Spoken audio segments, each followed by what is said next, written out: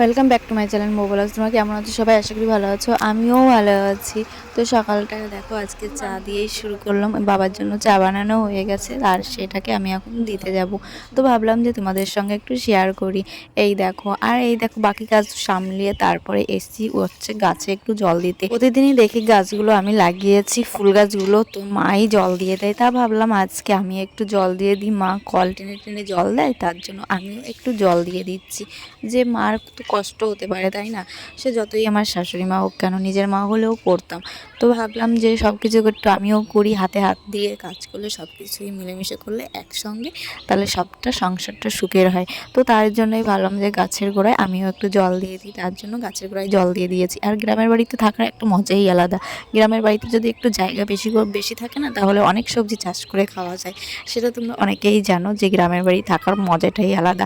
আর গ্রামে যদি একটু শাকসবজি নাও থাকে না, মাঠের থেকে ঠিক জোগাড় করে আনা যাবে, যে মাঠের কত শাকসবজি আছে। তো আমরা হয়তো মাঠে যাওয়া হয় না আমাদের, কিন্তু আমাদের বাড়িতেই অনেক শাকসবজি আছে যেগুলো মা নিজের হাতে লাগিয়েছে। আর এই দেখো এইখানে যে গাছগুলো দেখছো, সেই গাছগুলো কিন্তু আমি লাগিয়েছি, কিন্তু মাই বেশিরভাগ জল দেয়। তো চলো তোমাদের দেখাচ্ছি। এই যে যেসব গাছ তোমরা দেখছো, এই গাছগুলো আমি লাগিয়েছি, কিন্তু কি বলো তো, জল দেওয়ার কাজটা কিন্তু মাই করে, আর মাই সব কিছু করে। তো আমি এই গাছগুলোতে আজকে জল দিয়ে দিয়েছি। আর তারপরে তোমরা তো দেখেইছো যে তুলসী মন্দির মোছা হয়ে গেছে এইখানে, আর পুরো গাছে আমার জল দেওয়া কমপ্লিট হয়ে গেছে। তো কি বলো তো, গ্রামের বাড়িতে গাছপালা থাকলে না খুব সুন্দর লাগে, আর বাড়িতে গাছপালা না থাকলে না কেমন ফাঁকা ফাঁকা লাগে। আর যেহেতু এখন গরমকাল এসেছে, বাড়িতে যদি একটু গাছ থাকে হাওয়া বাতাসও আসে ভালো, আর নাহলে রোদ্রে পুরো খা খা করে। আর যেহেতু আমাদের বাড়িতে বড় গাছ নেই, তার জন্য আমাদের বাড়িতে প্রচুর পরিমাণে রোদ আসে, যেটা গরমকালে সহ্য করা যায় না।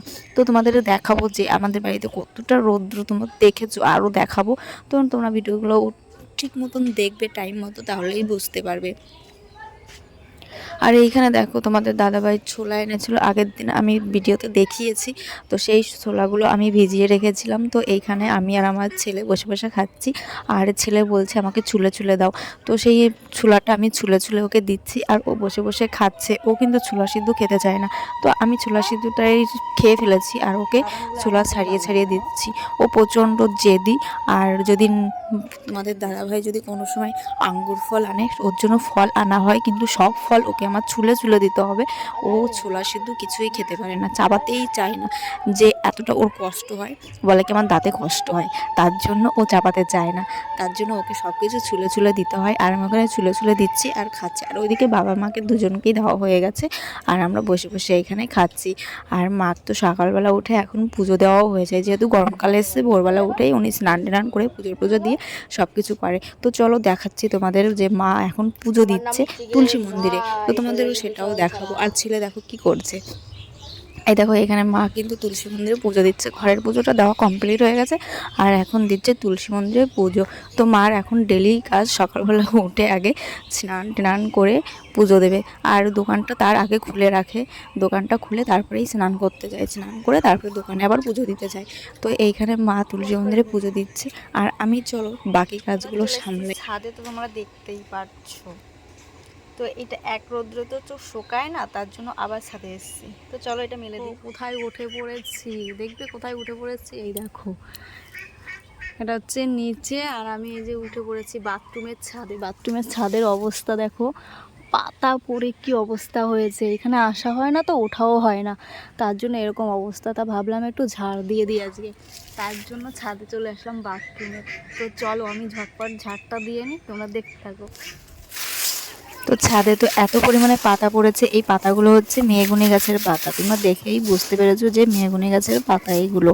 তো ওইটা হচ্ছে বাথরুমের উপরেই হচ্ছে মেহগনি গাছ, তার জন্য এত পরিমাণে পাতা পড়েছে। আর এই বাথরুমটায় কখনো ওঠা হয় না, বাথরুমের ছাদে। তো এমনি আমাদের ঘরের ছাদের উপরে উঠে ছাদটা পরিষ্কার করা হয়, কিন্তু বাথরুমের ছাদের উপরে উঠে পরিষ্কার করা হয় না, কারণ এইখানে তো কোনো সিঁড়ি নেই। এই মইটা ভেবে আজকে আমি সাহস করে উঠেছি যে আজকে আমি উঠেই যাব। তো আমি অবশেষে উঠে গিয়ে তারপরে ছাদটা পরিষ্কার করে দিচ্ছি। তো তার উপরে আছে নারকেল গাছ, নারকেল গাছটাও আছে। তো তোমরা তো দেখতেই পেরেছো নারকেল গাছটা আছে, কত সুন্দর দেখা যাচ্ছে নারকেল গাছটা। তো সেইগুলোই অতিক্রম করে আমি উঠেছি এত উঁচু জায়গায় সিঁড়ি বেয়ে বেয়ে। তোমাদের দাদাভাই দেখলে হয়তো বকা দিত যে এত উপরে উঠেছে কীভাবে। তো আমার সঙ্গে কিন্তু ছেলেও দুষ্টুমি করছিল নিচে বসে। তো নিচে কিন্তু ছেলেও আছে, বলছে আমি উঠবো। আমি বলছি না, তোমার উঠতে হবে না, আমি একা উঠেই পরিষ্কার করে দেবো, নাহলে পড়ে টরে গেলে ব্যথা ট্যাথা লাগবে। তার জন্য আমি আর ওকে উঠাইনি, আমি ও নিচে আছে, আমি উপরেই। এই হচ্ছে বাড়ির পাশের পুকুর। তো আমি কতটা নিচে উপরে রয়েছি দেখো। আর এই হচ্ছে পুকুর দেখো। আর আমি এই যে দাঁড়িয়ে আছি গাছের পাশে, এই যে ওখানে নারকেল গাছ, এইখানে দাঁড়িয়ে। তারপরে গেছিলাম হচ্ছে ছেলের স্কুলে, আজকে গার্জেন মিটিং ছিল, তো সেইখানেই গেছিলাম।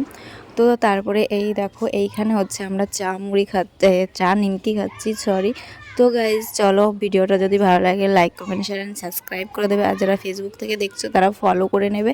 আর যারা এখনও আমার চ্যানেলটিকে সাবস্ক্রাইব করোনি তারা কিন্তু সাবস্ক্রাইব করে নিও। তো সবার কাছে একটাই অনুরোধ থাকবো, ভালো থেকো, সুস্থ থেকো, সবাই সবার পাশে থেকো, আর সবাই একসঙ্গে মিলেমিশে থেকো।